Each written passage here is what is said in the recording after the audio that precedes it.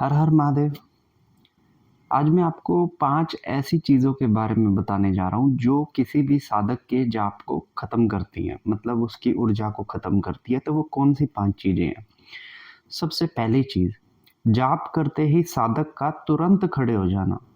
ये एक ऐसी चीज़ है कि जिस समय एक साधक जाप करने के लिए बैठता है, तो उसके आस-पास के वातावरण में उसका जो आभा मंडल होता है, वो भी पूरे तरीके से जाप से भरा होता है। वहाँ पर एक ऊर्जा वहाँ पर आकर बैठी होती है।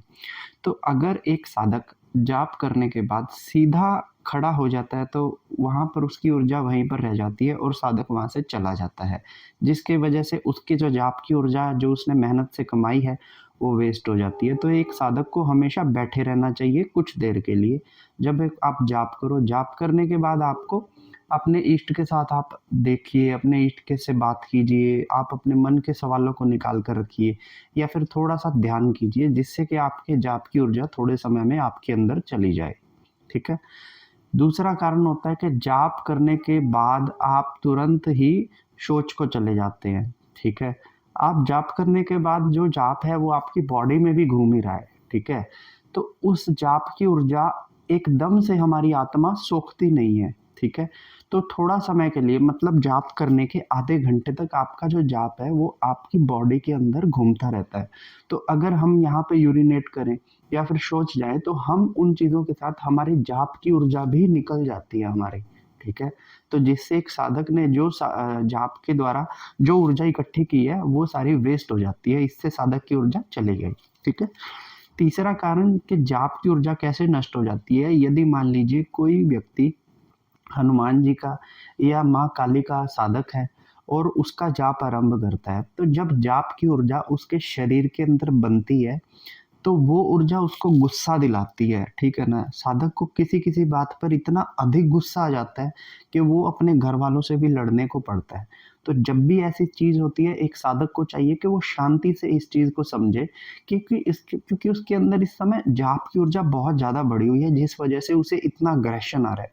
तो अगर वो साधक अग्रेशन दिखा देता है, किसी पे चिल्ला देता है, किसी को उल्टा-सीधा बोल देता है, ठीक है ना? कभी-कभी तो मैंने हाथ उठाने वाली नौबत भी ऐसा साधकों में सुना है कि वो हाथ भी उठाने पे उतारू हो जाता है। तो जब हम वो एक जाप करने के बाद हमें किसी भी चीज़ पर यदि गुस्सा आता है, तो हमें उस गुस्से पे कंट्रोल रखना चाहिए। हमें समझना चाहिए कि हमारा अग्नि तत्व बढ़ चुका है जाप करने की वजह से, ठीक है? तो हमें अपने गुस्से पे काबू रखना है, इससे हमारे जाप की ऊर्जा हमारे अंदर बनी रहेगी। चौथा कारण जो मैं आपको बताता हूँ, आपके अंदर मलिनता का एकदम से उभर कर आना या फिर मैं कहूँ कि आपके ब्रह्मचर्य का टूट जाना। ये दोनों चीज़ें एक ही जगह पर लिंक करती हैं, आप इसको समझ लीजिएगा। जब हम जाप करते हैं तो हमारे शरीर की ऊर्जाएँ बढ़ने लगती हैं। हमारे 5 तत्व, पाँचों तत्व अलग-अलग तरीके से बढ़ते हैं। जैसे अग्नि बढ़ती है तो हमारे अंदर गुस्सा आ जाता है, भूमि बढ़ती है तो हमारे अंदर एक वासना भी उत्पन्न होती है और जाप हमारी मलिन ऊर्जा को ऊपर उठा देता है, ठीक है?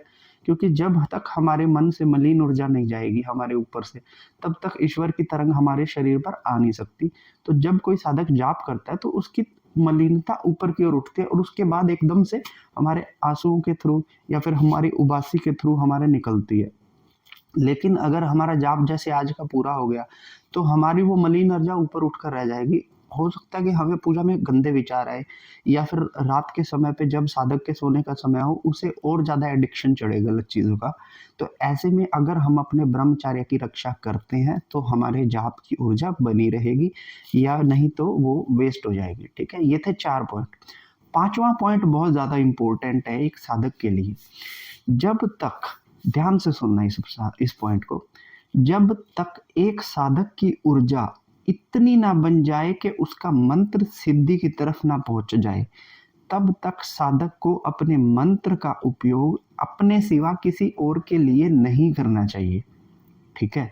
मैंने ऐसे बहुत साधक देखे हैं जिनके जो मंत्र जिस मंत्र का वो जाप कर रहे हैं, वो मंत्र का जाप अपने लिए कर रहे हैं, ठीक है, लेकिन कभी-कभी वो दूसरे की बीमारी पे या फिर दूसरे की तकलीफ में अपने जाप का इस्तेमाल कर देते हैं, कि जैसे तू मेरा दोस्त है, तुझे कोई दिक्कत हो रही है, चल एक काम करता हूँ, मैं 1 घंटा तेरे लिए जाप कर देता हूँ। तो वो जाप अभी आपका ही सिद्ध नहीं हुआ, अब आप वो जाप कर रहे हैं दूसरे के लिए। ठीक है ना।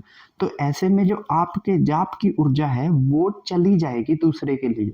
हमारे जाप की ऊर्जा कल्याण करने के लिए जब हम लगाते हैं ना तो एक्सेस में लगती है। तो आपने अपने अंदर ही इतनी इकट्ठी नहीं की, लेकिन वो लगा दी किसी दूसरे के लिए। तो ऐसे में आपके जाप की ऊर्जा वेस्ट हो जाएगी। ठीक है ना। तो आप जब भी जाप करो, जब तक हमारे अंदर से ये ना आ जाए ना कि अब मेरा जाप सिद्धि की ओर है। देखिए, जब जाप सिद्धि की ओर आ जाएगा तो अब आपको आपको उसके अनुभव हो जाएंगे, आपको अनुभूति हो जाएगी कि मेरे जाप में ना पावर आ गई है। जब आपको ये अनुभूति हो जाए, तब आप किसी के लिए जाप का उपयोग कर सकते हो, किसी दूसरे के लिए जाप कर सकते हो। लेकिन जब तक आपका जाप ही सही नहीं है, आपने किसी दूसरे के लिए अगर जाप कर दिया, तो उसकी समस्या आपके ऊपर आ जाएगी। ठीक है। और आपके जाप की ऊर्जा एकदम से घट जाएगी। तो जो कुंडलिनी उठनी थी आपकी 15 दिन में, 21 दिन में, वो अब जाकर उठेगी 80 दिन में, 81 दिन में।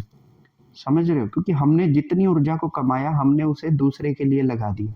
तो हमारी ऊर्जा को तो हमें एक चाहिए था ना बंडल, इतनी ऊर्जा चाहिए थी, लेकिन हमने वेस्ट कर दी। अब इतनी सी बची है। अब इतने पे आपका क्राइटेरिया ऊपर उठेगा। समझ रहे हो? तो कहने का मतलब है कि जब तक आपका जाप सिद्ध ना हो, आप किसी दूसरे व्यक्ति के लिए जाप ना करें।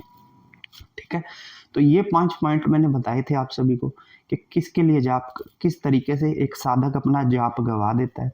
आज के साधकों की सबसे बड़ी समस्या है कि वो जाप शुरू करता है, लेकिन उसे पता नहीं है कि जाप को चलाना कैसे है, जाप की सुरक्षा कैसे करनी है।